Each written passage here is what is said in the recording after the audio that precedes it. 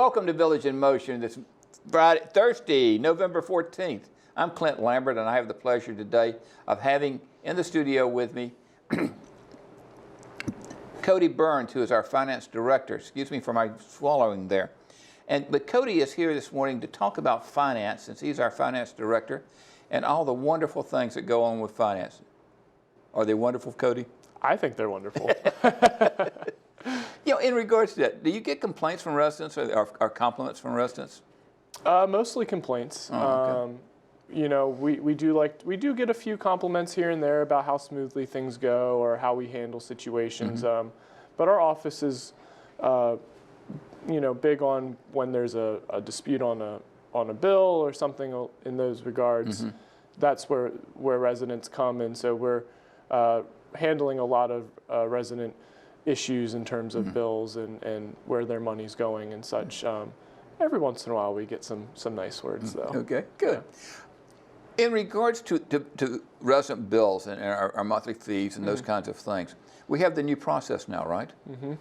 Yeah, so there is the option of going on to online billing, signing up and having your bills pull through our online billing portal where you can view them and pay them electronically. Mm-hmm. One thing I'd like to say about that is it just makes things a lot easier for residents who want to manage their bills that way. Okay. The payments post the next day to your account, so there's no time in the mail for the check, for the check going in the mail or potential for the check being lost. And it's easier for us to track as well. We can log into the portal and see what activity is going on and assist if there's any issues with that activity. But it really, what we've noticed is a lot of residents who utilize the online bill pay now have less stress. They don't have to worry about their check being lost in the mail or being posted a couple days late and potentially getting a erroneous collection letter. It's, you know, the day that their payment posts, next day it's on their account in our billing software. Well, the other thing that I would think would happen is that people, if they have a concern that something got charged inappropriately, they get to see it soon. Yes, yes. So, you know, with the statements and the paper copies, normally you get those around the 10th or 11th of each month, whereas the electronic copy comes out on the 5th business day, which is normally the 6th, 7th, or 8th of the month. So you get to see your bill a lot faster. And can take care of any of those disputes in a much more timely manner. Can people use credit cards now? Currently, no. And we've gotten a lot of feedback about that. But right now, our system isn't set up to take credit cards. And in the foreseeable future, we have some other upgrades we plan on making prior to contemplating that upgrade right now. The fees that are associated with processing credit cards vary. Yes. And you know, I get a lot of comments about, well, I'll pay the fee, but it's just not viable for us at this time. Okay. But we may be looking at it in the future. Okay. And the future means whenever? Yeah, not within the next 12 months, I would say. Okay, very good. You know, within the next 12 months, there's going to be a lot of things impacting finance, right? And the very first one is going to be coming out here pretty soon, right? Yeah, so the resident increase letters will be coming out here probably within the next week or two. Okay. I'm finalizing them with our admin partners. And we will then be discussing those on December 6th with our board of directors in our board meeting on December 6th in the Village Square Theater. And that's in the morning? Yes, it is from 10 to 11 in the Village Square Theater. All right. And at that meeting, will you be talking, or will it just be purely the board of directors? So we'll share the load. So the board will talk about their initiatives. I will most likely be presenting kind of where the increases are coming from, where we're seeing the largest impacts from. And those things range from wages, which is normally our #1 impact. 60 to 70% of what we spend every day is just for employee wages. Now, does that include their benefits when you're talking about wages? Yep, wages, benefits. So their take-home salary, but also their benefits that they receive through healthcare plans and such. So that's normally where we start. The largest impact is always with, you know, the wage increases for our staff.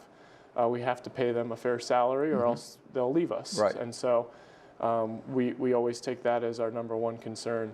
And then following that, we look at, how much are utilities projected to go up? Is there any inflation on the food side? Is there any inflation on the contract labor side? Supplies, stuff like that. Are there any initiatives that the board wants us to focus on that we have to spend some money on? Are there any new programs that we're trying to roll out so that we can provide better services to our residents? Are there any things we're dialing back to kind of offset that? So we spend 3 to 4 months really figuring that out and trying to get as close as we can to what we think is going to happen next year. So it's a lot of forecasting.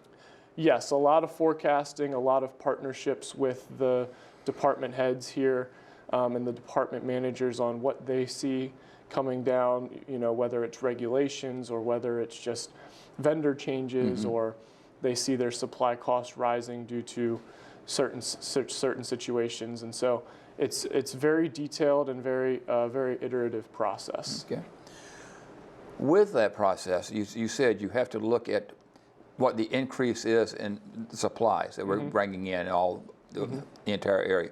Can you go over any of that with us at this time, or do we need to wait till the?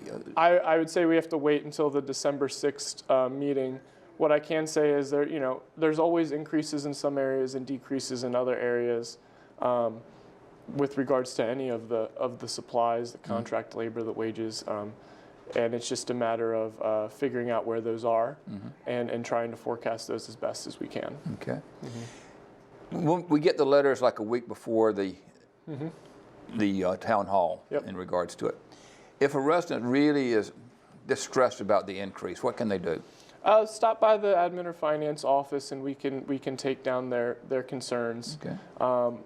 I don't know how much we could address it at that time, but we'll take it down. We'll try to address as much as we can, but we will be explaining it with the board members by our sides on December 6th, which I think is what everyone should kind of wait for, because that's where a lot of the explanations to why and where the increases are coming from will come from. Has all the construction, the upgrades, renovations, refurbishing impacted what's going to happen with our No, monthlies? I would say we don't base the repositionings or the construction into the fee increases for your monthly fees. Most of that money comes from the appreciation of entrance deposits.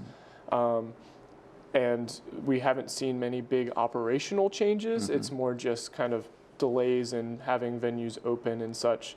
But that we do not take that as much into account in the resident fees. The resident fee increases are based solely on the day-to-day operations, how much it costs to run the dining rooms, all of the resident space, the employee support with community resources and general services and stuff like that. One of the things, having been here for over 11 years, that I've noticed is there's a difference between the apartment size in regards to the fee increase. What happens with that? What's the reason for that? So when we started with the fees, it's really a market value. We're trying to provide the best value in the market for the residents based off of the services that we're providing. So when you look at the resident monthly fee, you can't necessarily tie it back to how much square feet you have. We're not tying the resident fees necessarily to the market value of your apartment. That is what the entrance deposit is for. The fees are really based off of the food that you're getting, the utility uses that you're using, but also just trying to be as competitive in the market as possible to keep your fees at that competitive level. Okay. In regards to how are we doing competitively in the market at the present time in regards to fees? We're actually positioned very well in the market.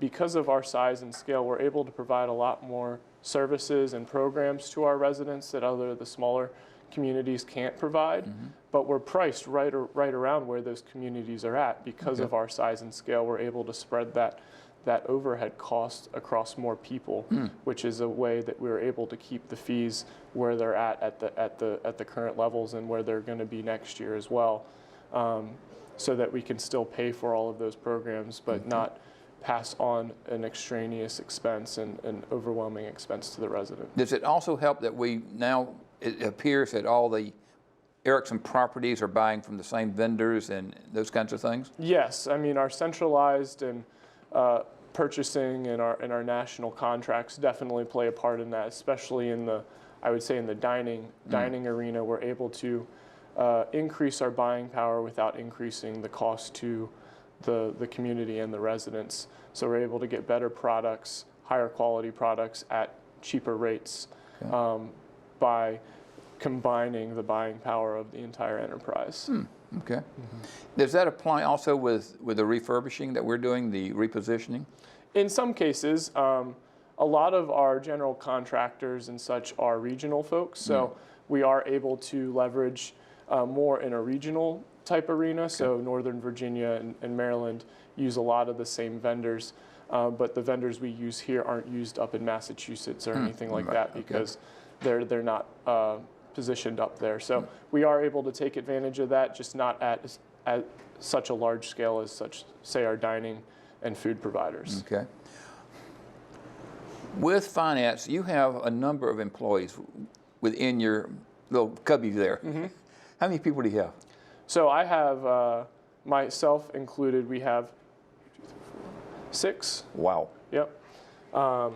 6 folks, one of which sits over in Garden Ridge and is kind of our liaison over there, our business office manager. And then I have 2 accounting office coordinators who are mainly tasked with handling resident issues, picking up the phones. And then I have our move-out coordinator who is the back end of the process, and a business analyst in Greg who helps me with the numbers and making sure we get all our reporting. And everyone is very versatile though, and everyone can kind of assist in everyone else's position to some capacity. Very good. And you'll be moving shortly, hopefully? Hopefully. I haven't gotten the date yet. We're still figuring out when that will be. I know we're slated to move after admin, so I'm just waiting to hear when we'll be moving it over to Village Square. Okay, very good. Well, in the meantime, you're in town center. You're always welcoming people, I understand. Yes, our door is normally open unless we have a team training or something like that. So 9 to 5 over in town center. Great. Well, Cody, thank you very, very much for coming this morning and sharing all this information with us. Thanks for having me. Greatly appreciate it.